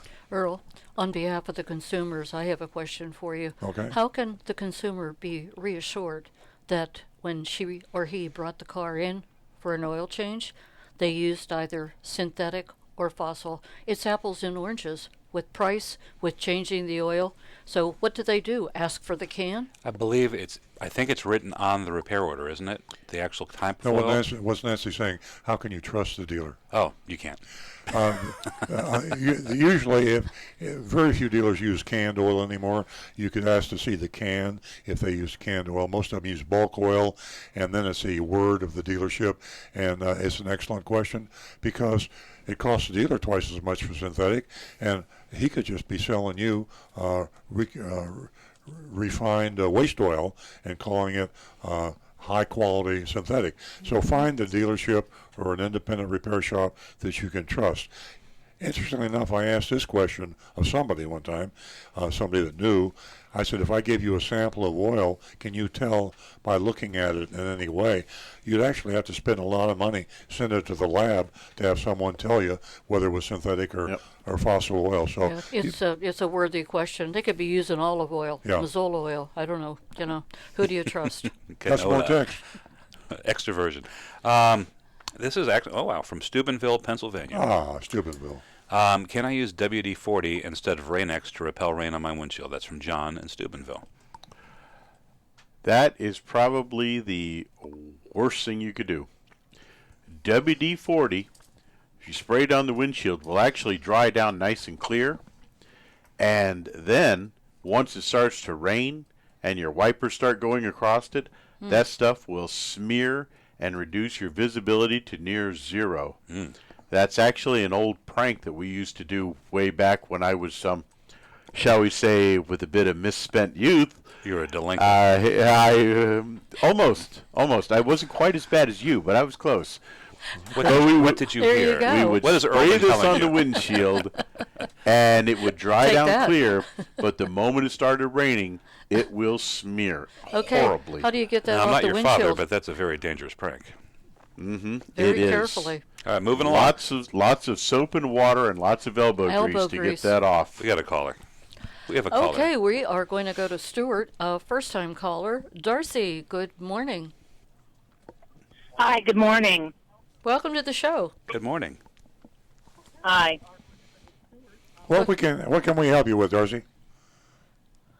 I wanted to know if you're making the Celica again. I heard someone mention Supra earlier on the show, and there was a Celica Supra in the late 70s. Yeah, well, go ahead, Stu. Well, I think the evolution of the Toyota Supra, it started off as a Celica, and then it became known as the Celica Supra. The Celica continued on its own line, and then Supra kind of became its own thing. There are no plans right now for Toyota to bring back the Celica, from what I know. Oh, okay. Yeah, but the Supra is like a really kind of a limited thing. It's not going to be like a major production thing. Most dealers will probably have like one or two every month. So, but the Celica was a great car. I think they discontinued it like around 2001 or 2002. Yeah, I think you're right. What a time. Okay, yeah, I have Beautiful several car. of the Celicas. Yeah. That was my first car, was a Celica Supra. Mine. Well, Also. Darcy, thanks very much for calling. Stay on the line. And Rudy can get your contact information, Darcy, and I'll get that check for $50 out to you. Oh, that's nice. Thanks. Thanks for you're calling, quite Darcy. welcome, and thanks for giving us a call here at Earl Stewart on Cars. Have a great weekend. All the time. All right. Okay, 877-960-9960. Text at 772-497-6530. And we've got another text. There's no name on this. It just says, with all the storms we've been having in South Florida, I thought it would be appropriate to raise the issue of lightning. Most people believe they are safe in their cars, but recently a woman in St. Petersburg was in her car when lightning hit it when she was on the highway. All her airbags went off and the car died. If she had Takata airbags, the story would have been a tragedy. Wow, I didn't know that. Never thought about that. That's interesting. I always thought that a car was a safe place too, and but I guess if it's lightning, you're not safe. Yeah, we've been misled. With a Takata airbag problem. We're going to go to John, who's calling from Palm City. Good morning, John. Good morning to everyone. Hey, John. Happy Father's Day to the men. Thank you. Talking lit up a bulb in me. Talking about Supra and Celica. I guess Earl must have missed it for his wife. In 1981 and a half, I purchased for my wife a Celica 10th anniversary edition. It was a Celica special model, Supra interior. They made them only in two-tone brown or in black. Very, very rare car. I don't think even Earl grabbed it for his wife. They were hard to get, difficult to get. I had to go to New Jersey for mine, and I kept it for 17 years. But I finally, when I moved to Florida, I didn't have a garage, and rather than see it deteriorate, I sold it to a friend of mine in Bayside, New York. But it was a fabulous car. It had a deluxe interior in it, very limited. I forget how many they made. I've never seen another one. I go to auto shows, and I've never seen another one at any of these shows, and I was just, the one I had was in brown, and it had a beige two-tone on it. And it was a Celica, but it was basically a super interior in it with deluxe trim, and just a fabulous car. Probably one of the best cars I ever owned. But it was an anniversary Celica 10th anniversary edition. Yeah. Does Earl remember that car at all? I remember it. I was just thinking, a guy like you that knows so much about cars, and you're almost like a collector, and you follow it. I bet you would agree with this statement. If you'd taken all the money that you put in the stock market and the bank over the years and picked out the right cars, collector type, and put them in a warehouse like John Sallupi does, you'd have done a lot better than you would in the stock market. Well, I agree with you, but I bought it. My wife used it, put very little mileage on it, and it wasn't a cheap car at the time. If I remember, I did get a slight discount, and I got a fabulous trade-in on a 76 Corolla station wagon I got from it. And the dealer himself that owned it was a small dealer in Jamesburg. He said to me, if you have any more trade-ins, I want to have your car because the way you service it and keep it up, and your cars with mileage, they even look brand new. But it wasn't cheap, like I say. It was, if I remember, I still have the bill somewhere, and it was a basic $10,000, which was a lot. That was a recession time. Yeah. And for a Celica, basically it was a Celica. A lot of money at the time, but a very, very rare car. Yeah. What a wonderful The second gift. thing I wanted to bring up about is safety. I really have to laugh. Earl is right. I mean, on a 2015, it's a good car to buy as used, but it's obsolete already for the safety equipment. Yeah. But I started thinking when I was 12 years old, I'm not even in high school yet, we had a place in the country, and I drove and actually learned how to drive a private road, a Model A Ford. Huh. Now, probably everybody knows how well they sold, but it's probably, when you think about it, the unsafest car. I mean, over your head on a dashboard, but on the outside was the actual gas tank. Now, you talked about safety wide. Imagine driving and having a gas tank smack in front of you if anything ever happened, with explosions or accidents. And then all the cars for years, up until 1966, when the government mandated dual-speed, two-speed windshield wipers, were vacuum windshield wipers, worked off the vacuum in the engine, and that's up until 66, basically, that it was eliminated. It wasn't allowed anymore. It had to be electric. And as you accelerated hard, the vacuum was not there, and your wipers completely stopped, probably at a moment when you needed them the most. Yeah. So it just shows you how far we went in safety features, just mention those two items alone. Exactly, yeah. But you felt safer because before you were riding a horse, and they were really dangerous, and you felt safer in the Model A. But everything is relative. You're right, John. That's a very good observation. Thank you. Thank you very much for calling. Okay, I guess we've got... We're going to go to Doug and Ollie from Boca. Good morning, Doug. Good morning, Ollie. Hey, guys. You there, Doug? Are you there, Ollie? Do I have to say meow? You might have to. You just did. Yeah. How are you guys? We're great. Okay, so when I go to the Honda dealership, I have a Honda Civic SI, and they say that car can only fix synthetic. That's not true, then. I guess Rudy doesn't like Doug. What do you got against Doug, man? Come on. Sorry, Doug. But we got the answer is they recommend the synthetic, but I think it's the same thing. You can put conventional, correct? It's not going to hurt anything. Yeah. Well, the dealer's recommended booklet will generally show synthetic. Okay. However, if you want to switch... They're back. We can stop talking now. Okay, Doug, I'm sorry we hung up on you. I apologize. Oh, I thought Ollie did that. Well, maybe you did. I don't know. Yeah, so my manual says, owner's manual says, only synthetic oil, and of course only premium. But I changed my gas to the second one, which is a little lower octane, and it's running fine. So my question is, can I put regular oil in there or no? Yeah, you can. It's just a question of having to change it twice as often.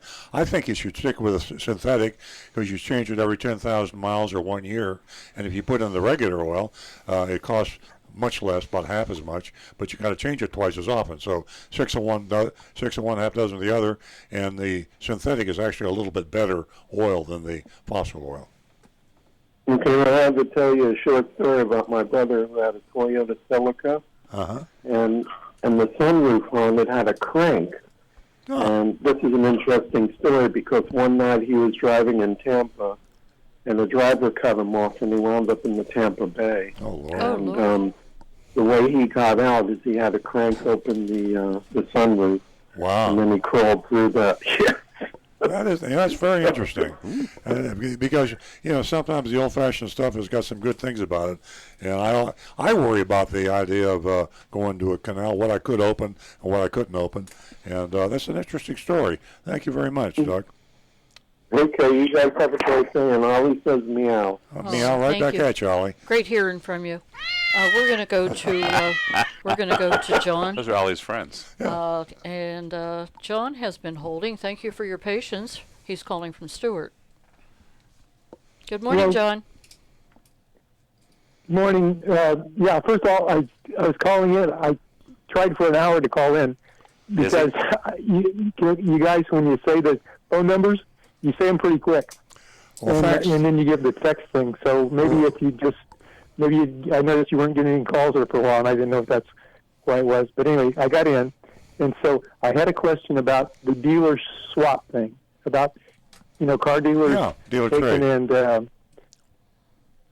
trading cars. One guy has a white one, one guy, he needs a blue one or something like that. Yeah. Because I heard, and you said something about paying people to do that, like $50 or $100 depending on the distance. Mm-hmm. I was just wondering, how does someone, like I was involved in private education, like a principal and a teacher and a coach for like 40 years, and now I'm retired down here in Stewart, and I'd like to do something like that. But how do you get your foot in the door on something like that?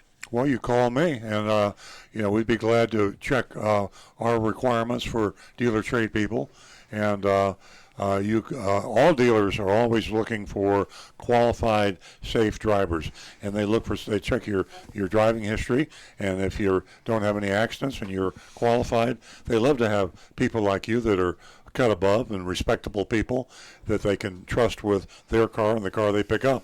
But you can call my dealership, you can call any car dealership and say, I'm interested in this, and usually most car dealers are looking for good people like you that would do that. You just don't want some kid coming in that's 19 years old, and you don't want somebody that's got a DUI, and you don't want someone that just looks a little shady, but you sound like a cut above the average, and we'd love to talk to you, or any dealer would. Our best drivers have always been retirees. Yes, exactly. And they're reliable, and they don't smoke in the car. It's just they're good people. Yeah, that's what I figured. Yeah. Because I only had I had one ticket when I was in college, like 50 years ago.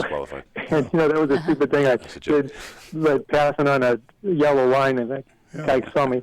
But I had no tickets, no accidents. Only accident I had in the last 5 years is I was riding my motorcycle up in Colorado, sitting at a red light, and the guy came up behind me in a pickup truck and ran into me.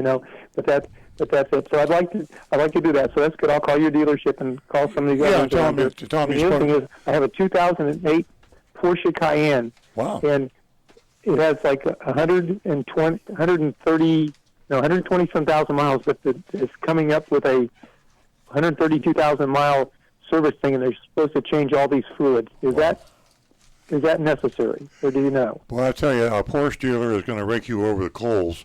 I owned a Porsche many years ago. Yeah, I'm not going to go to the dealership. That's for sure. Oh, you had one, okay. John, if the owner's manual recommends it, I would recommend you have it done. I'm not at all familiar, and I know Rick isn't either, with Porsches, but a good rule of thumb, if the owner's manual says you have it done, don't take it to a Porsche dealer. Take it to a good, trusted, independent, and have whatever the owner's manual says done. And when you call my dealership, tell them that you and I spoke on the radio. Be sure that they understand, and we'd love to talk to you. Okay, that sounds good. I love your show. I listen to it almost every Saturday. So you guys keep up the good work. Thank you very much. Thank you. Sure. Go ahead. Hey, John, just a quick thought if you're still listening. Go online and look for public forums for Porsche owners, and if you find people that are local around in your area, talk to them and ask who they use as a mechanic. Do this for any car you have. Great suggestion. I keep forgetting, it's just, the Google world and the internet online world. There's no question that can't be answered. And the car owners have banded together. Every car, Porsches, you name it. Yeah. They have clubs, they have groups, they have online chat rooms, and everything you ever wanted to know about a Porsche Cayenne of that age, they will have it online. Seek and you shall find. Ladies and gentlemen, I want to share something with you and to John's statement that he made, our last caller from Stewart. The price that we're paying for popularity, you're going to give us a call and the line will be busy. But as Earl said earlier, please give us a call back. We only have so many lines, so we can only accommodate so many of our listeners. And I will try, we all will, John, to slow down whenever we do give out that phone number. 877-960-9960. Right now, we're not taking any more callers because we are going to our mystery shopping report. Actually, we're going to a couple texts, then and we're going to the mystery shopping report. To finish this up, you can get in touch with us by text at 772-497-6530. Now to Stu's Texas he'd like to share with us. All right, here we go. Hello, guys. Been listening for months now up here in Vermont. Yay. Question. I have a chance to get a new leftover 2018 Jeep Compass Trailhawk today. There is $5,500 in rebates. They're also supposedly giving it to me for cost, and they're giving me the holdback. MSRP is $31,888. My sale price is $30,400, and then the rebate would come off. Should I expect a deeper discount than this for the car they've had on their lot for over 400 days?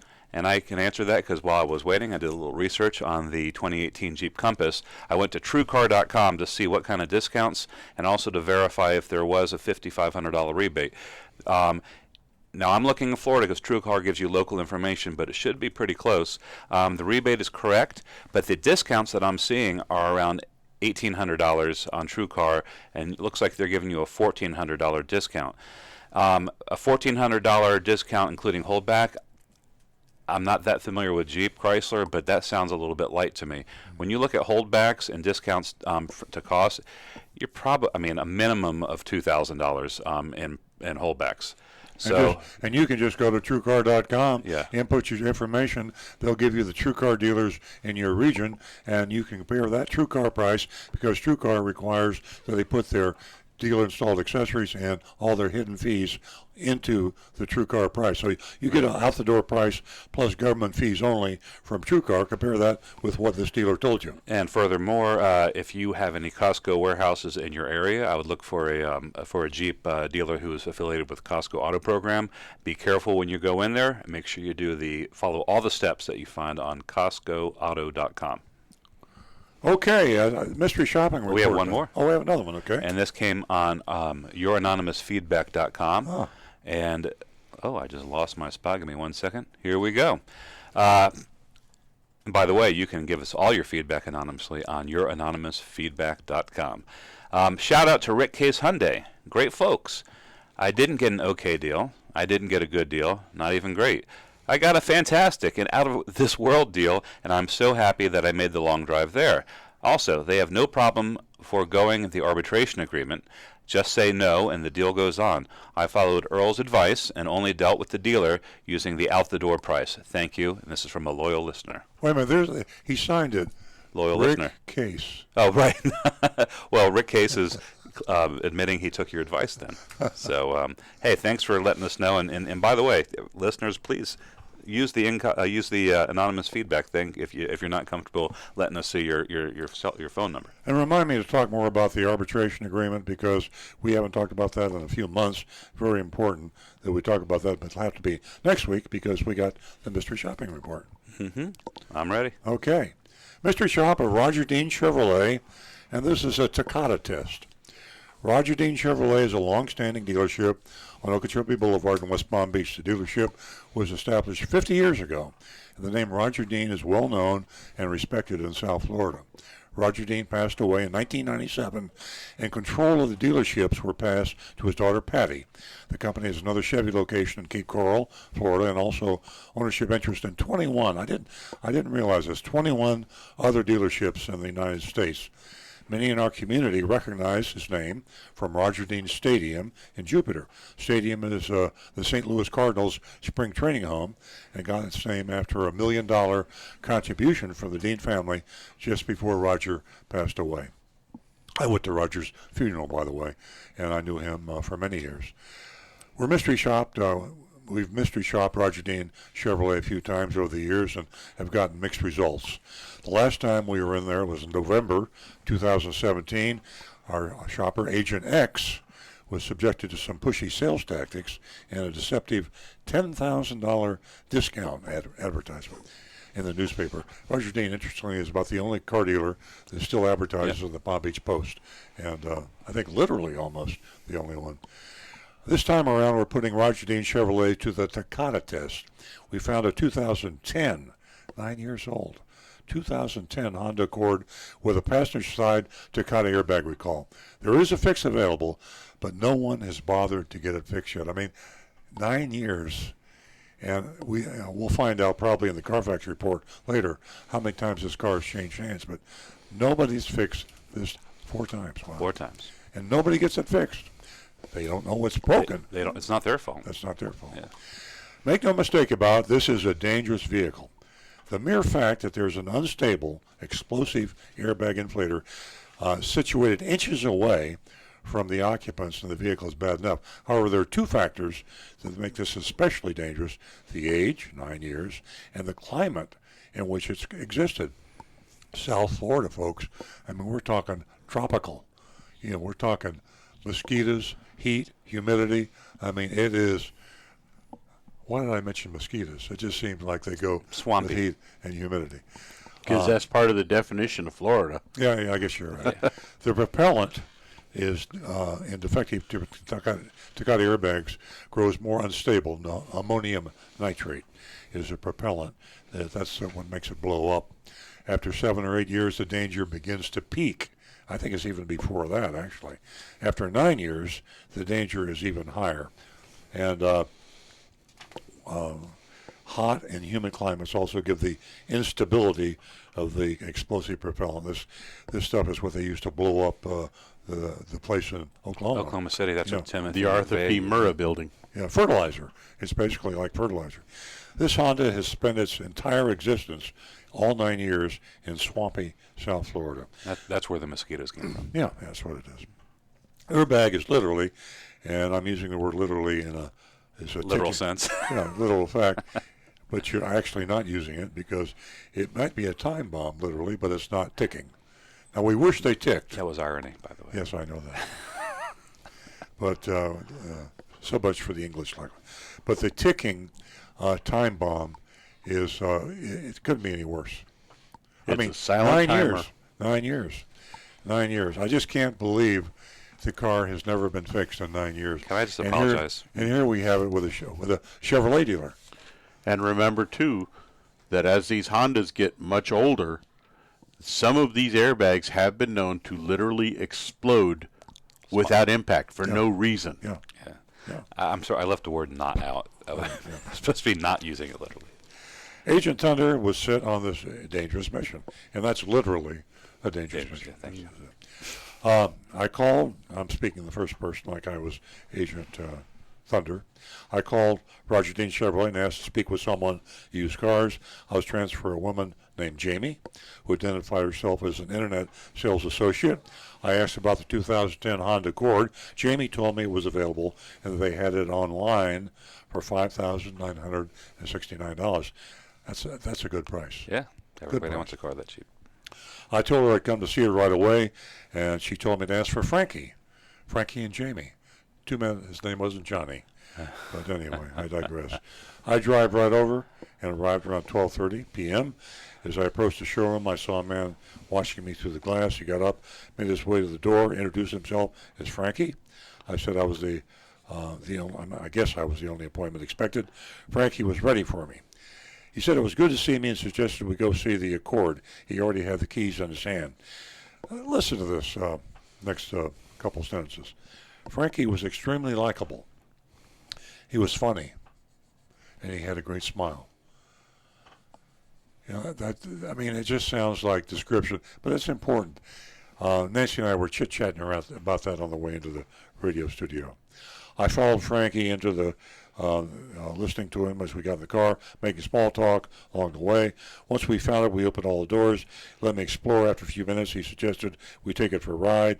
He let me drive. I felt a little better about that, not being directly in front of the defective airbag. But poor Frankie. Yeah. Well, I've said before, it's not going to help you. It ain't going to make it difference. It's got a hand grenade in there, a time bomb. Goes off 3 inches to the right or 3 inches to the left. It doesn't make any difference. Frankie did not ask for my driver's license, nor did he put a dealer tag on the car. We drove off tagless. And I don't want to get into too deep, but that's meaningful also. And I'll go back to this later if we have time. Frankie really chatted me up for the ride like he was really trying to get to know me. I waited for a good opportunity to steer the conversation back to the car. Finally, I was able to squeeze in the first of the 3 questions. Was he aware of any mechanical problems? He said there were none. The car had checked out. Remember that. You'll hear this phrase many times. A few minutes later, I asked question number 2. Did he know if it had ever been in an accident? Frankie said no. He'd seen the Carfax report, and it checked out. He went on to say the Carfax report indicated this car was very well maintained and that the service records were of the Carfax report. Slight digression. The Carfax reports mostly have the maintenance records. They didn't used to, but most of the dealers signed the authority, the disclosure, whatever they have to sign to allow Carfax to report all the maintenance. And sometimes you can really get some good maintenance records. Mm-hmm. So the Carfax report has a wealth of information. Never, ever buy a used car without reading the Carfax report. As we pulled back into the dealership, I asked the final question, are there any safety issues that should worry me? He said there were none, and referred to the Carfax again. He said again that it checked out. He reminded me that it had undergone a full inspection and was ready for sale by Roger Dean Service. Now remember, this is a Chevrolet dealer selling a Honda. Yeah. They have to take it to another dealer. If it was a Chevrolet car they were selling, it would be far less inconvenient for them to do that. And I think this is probably the problem, that the only reason that you don't see these took out airbags. In fact, it's money to the service department. And a good used car manager will go to his used car lot at a Chevrolet dealership, and if there are any recalls, he will flag them for the service department, and the service manager is the one ought to do that because he gets paid on this.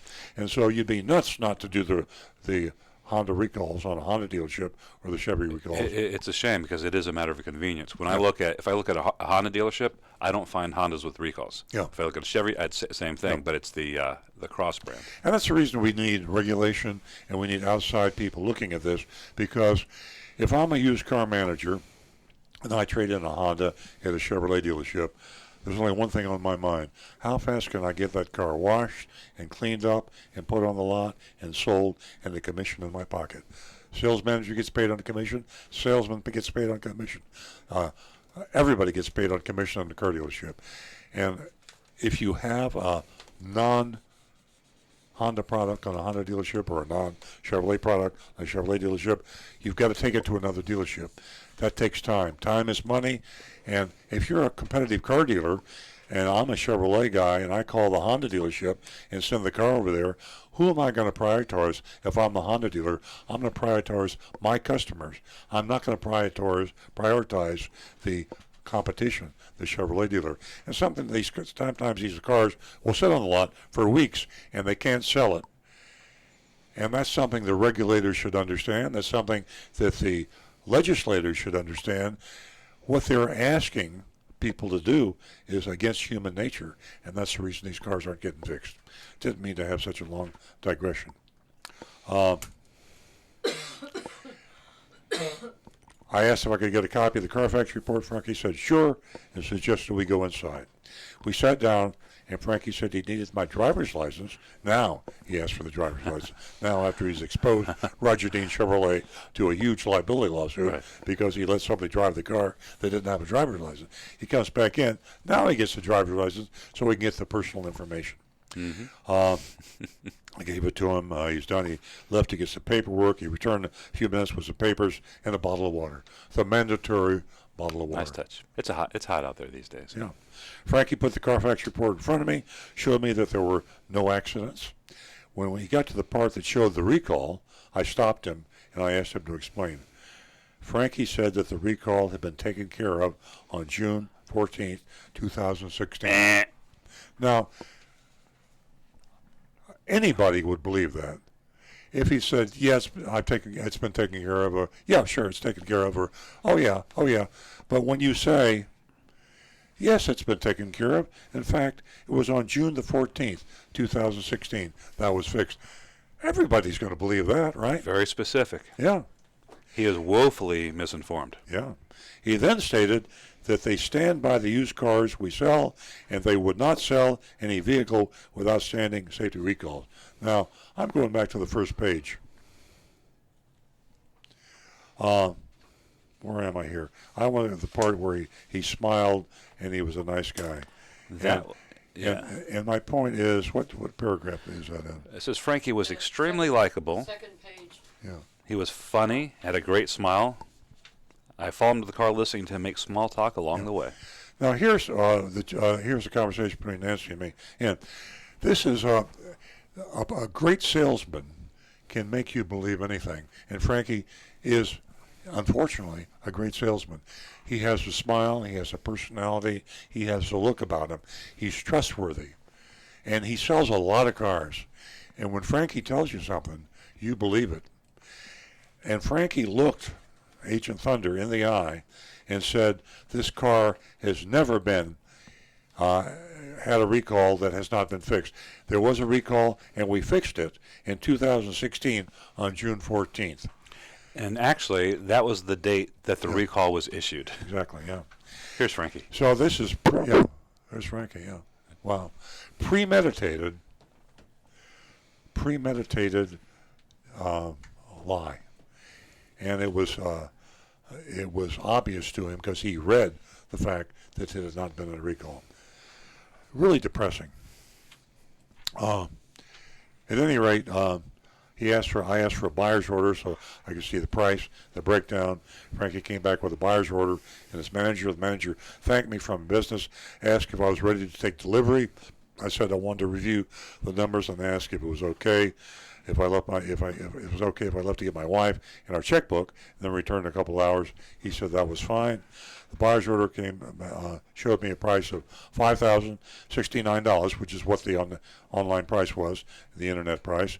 They added $795 for dealer handling, another name for dealer fees, and $188 for a CVR, which is another name for hidden fees.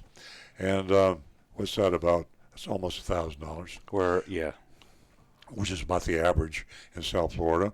And the tax and tag, and the $500 for tax and tag for transfer sounds pretty high. I think they probably have some more hidden fees there. I would think that the private tag agency fee is hidden in there. Probably in there, yeah. So here we go. Roger Dean Chevrolet failed the Takata test in a big way.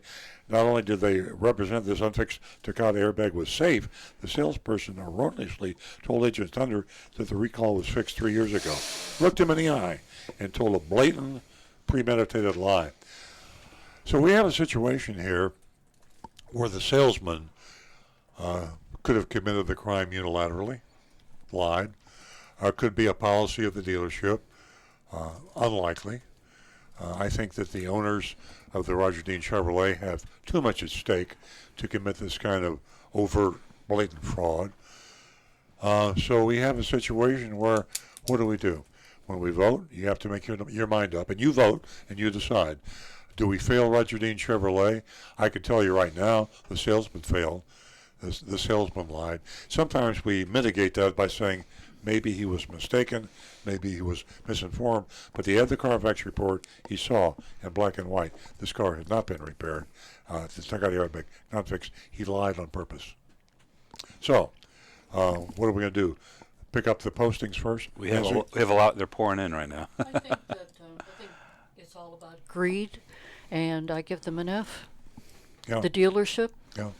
The people that were involved, all of them. So you're going to failed. You're going to fault the dealership because they were careless enough to employ a person that will lie to their customers. They should have known, is what you're saying. Yes. Rick?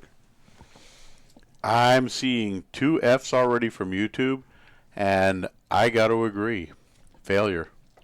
By the way, just from a mechanic standpoint, now I can only speak for the Toyota dealership, but those safety recalls on those airbags, when they come in, there's a very large number of us technicians that salivate and jump on them because we've gotten very good at repairing them. We can do it very quickly, and Toyota pays us very well to do it. And you make money. Hey. So we make money doing that. There's money made, and I'll bet you Honda's the same way. There's money to be made the right way. All right, we have some time and a little extra time to read these grades. I don't think we've ever gotten this many 5 coming minutes, in. yeah. Okay, let's take it. Linda, of course, gives them a big fat F, which is her usual grade for bad dealers. Yeah, and Linda's tough like Nancy. She is, yeah. She gives an A++ for the show. Thanks, Linda. Oh, thanks, Linda. Thank you, Linda. Dan gives them an F-. Gary gives them an F. Mark gives them an F. Ann gives them an F. Tanya gives them an F-. Sandy gives him an F and is shocked that our shopper wasn't even offered a hot dog. I don't know if that's a Roger Dean thing at the stadium. I don't know. And Lenny in Atlanta gives him an F, and I'm concurring with our loyal listeners, a big fat F. Yeah, absolutely. And I bet you Frankie ate the hot dog. Frankie ate the hot dog. He probably checked out the hot dog and signed for it and ate it. Okay, I don't think we had anybody pass Roger Dean Chevrolet. I will say this, that there are a lot of dealerships out there that have Frankies working for them. I can't leave Doug and Ollie out. An F from Doug and an F from Ollie. Okay, there we have the cat. Ollie could overrule the everybody. cat has spoken. If Ollie had said A, we'd have had to pass it. We got the CAT scan report. That's pretty good, actually. So here we are, flunking Roger Dean Chevrolet, and as I said, there are a lot of Frankies and a lot of dealerships out there. So you dealers, or you general managers, or you general sales managers, find the Frankies in your dealership and teach them how to read a damn Carfax report. Mystery shop your own dealership. At my dealership, we mystery shop ourselves every week. We mystery shop outside dealers, and we mystery shop ourselves. Unless you're there in the trenches as to what's going on, you don't know what's going on. If you call your Frankies into a sales meeting and say, to all you Frankies, don't ever lie to a customer. Has anybody ever lied to a customer? Raise your hand. Frankie's not going to raise his hand. The only way you're going to find your Frankie in a dealership is to mystery shop it and root him out. But you see what happened? Roger Dean Chevrolet goes on the do not recommend list. Roger Dean is dead, but the owners are alive, and the owners are getting a failing grade because of Frankie. Get rid of your Frankies, folks. Mystery shop your own show. I think that wraps it up. That is. That was a shocking report. It was. I was shocked. It was. And ladies and gentlemen, we'd love to hear from you. Take advantage of youranonymousfeedback.com. Yes. We would love your opinion on everything. youranonymousfeedback.com. And today you've really got to do your homework whenever you go out into that minefield. I'm telling you, don't go shopping alone. And that affidavit I talked to you about earlier, ensure that you get an out-the-door price. So take advantage of that at www.outthedoorpriceaffidavit.com. Happy Father's Day, Daddy. Well, thank you very much. Happy Father's Day, Daddy. Thank you very much. Happy Father's Day, sir. Happy Father's Day, Rick. Thank you. Happy Father's Day, gentlemen. To all the gentlemen in the studio. And also I want to take a moment and thank Rudy and Jonathan for all their help and those special sound effects that Rudy shares with us every week. We're quite a team here, and I hope that you enjoyed the show as much as we did. the recovering car dealer, I think, has something to say about his available on Amazon.com. 100% of the proceeds go to Big Dog Ranch Rescue. 100% of the proceeds. Amazon.com. Confessions of a Recovering Car Dealer. Thank you very much. Ladies and gentlemen, have a wonderful weekend, and happy Father's Day to all you fathers out there. We'll be back next week, same time, Saturday morning at 8 a.m.